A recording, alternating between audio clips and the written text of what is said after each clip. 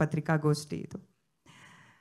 ಆ ಥರದ್ದು ಒಂದು ಅಪ್ಡೇಟ್ ಕೊಟ್ಟ ಮೇಲೆ ಈ ಖುಷಿ ಅಪ್ಡೇಟ್ ನಾವು ಈ ವೇದಿಕೆಯಲ್ಲಿ ಕೊಟ್ಟಿದ್ದೀವಿ. ಅದರ ಬಗ್ಗೆ ನಿಮ್ಮ ಮೊದಲ ಅಭಿಪ್ರಾಯ ಮತ್ತು ಪ್ರತಿಕ್ರಿಯೆ? ಪ್ರತಿಕ್ರಿಯೆ ನಿಮ್ದಿರಬೇಕು, ಅಭಿಪ್ರಾಯ ನಿಮ್ದಿರಬೇಕು. ನಾನು ಬಂದು ಕೂತ್ಕೋತೀನಿ, ನಂದೇನಿದೆ. See, everything is very honestly done. ನಾನು ಅವಾಗ ಮಾಡೋಕ್ಕಾಗಲ್ಲ ಅಂದಿದ್ದು there was honesty to it. ಯಾಕಂದರೆ ಟ್ವೀಟು ಆ್ಯಕ್ಚುಲಿ ಒಂದು 2-2.5 ಗಂಟೆಗೆ ಹಾಕಿದೆ. ಸೊ ಬಹುಶಃ ಯಾರೂ ತುಂಬ ಸೀರಿಯಸ್ ಆಗಿ ತೊಗೊಂಡಿರಲಿಲ್ಲ ಅದನ್ನು. ಪ್ರಕಾಶು ತೊಗೊಂಡಿರಲಿಲ್ಲ. ಮೋಸ್ಟ್ಲಿ ಅವ್ರು one of the day mostly ನಾನು ಚಕ್ರಿ ಎಲ್ಲ ಕೂತು ಪಾರ್ಟಿ ಮಾಡಿದಾಗ ಹಾಕಿರೋ ಟ್ವೀಟ್ ಅನ್ಕೊಂಬಿಟ್ಟಿದ್ದಾರೆ. ಅದು ಹಾಗಿರಲಿಲ್ಲ. So there was an honesty to it.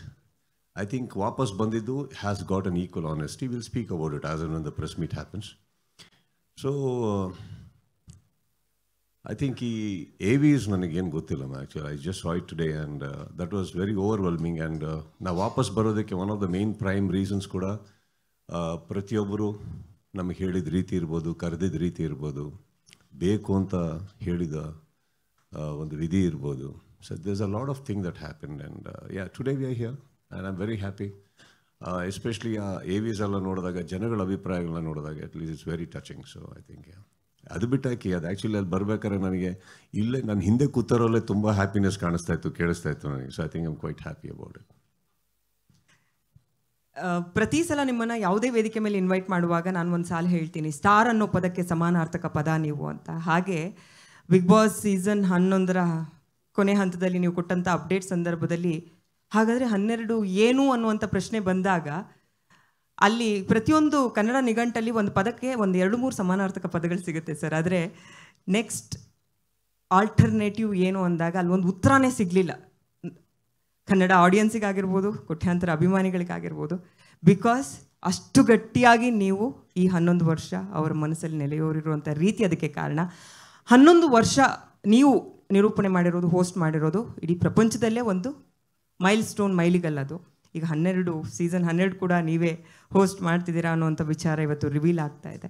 ಇದನ್ನು ನೀವು ಹೆಂಗೆ ಡಿಫೈನ್ ಮಾಡ್ತೀರಾ ಸರ್? ಬಿಕಾಸ್ ಒಂದು ಕಾರ್ಯಕ್ರಮ ಮೂಲಕ ನೀವು ಇಡೀ ಕನ್ನಡಿಗರು, ಕನ್ನಡ ಭಾಷೆ ಇದೆಲ್ಲವನ್ನ ನೀವು ತಲುಪಿದಂಥ ರೀತಿ ಇದೆಯಲ್ಲ, ಅದು ಪದಗಳಿಗೆ ನಿಲ್ಕೋದು ಕಷ್ಟ. ಸೊ ಅದನ್ನು ನೀವು ಹೆಂಗೆ ಡಿಫೈನ್ ಮಾಡ್ಬೋದು ಅಂತ?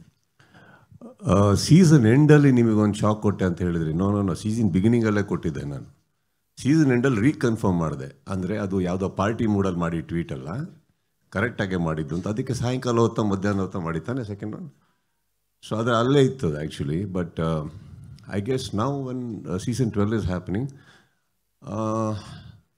ಬಹುಶಃ ಹೋಗಿರೋ ರೀತಿ, ನಮ್ಮ ಟೆಕ್ನಿಕಲ್ ಟೀಮ್ ಅವರು ಅದನ್ನು ನಡೆಸ್ಕೊಡ್ತಾ ಇರೋ ರೀತಿ, ಅದು ಬೆಳೀತಾ ಇರೋ ರೀತಿ, this is more exciting to the present contestants as well as the viewers ಅಂತ ಅನ್ಕೋತೀನಿ, ನಮ್ಮೆಲ್ಲರಿಗಿನ್ನ. See, we did come back. I think Colors ಆಗಲಿ, ವೈಕಾಮ್, ಎಂಡಮಾಲ್, ನಾವು we did collaborate because it is exciting to us.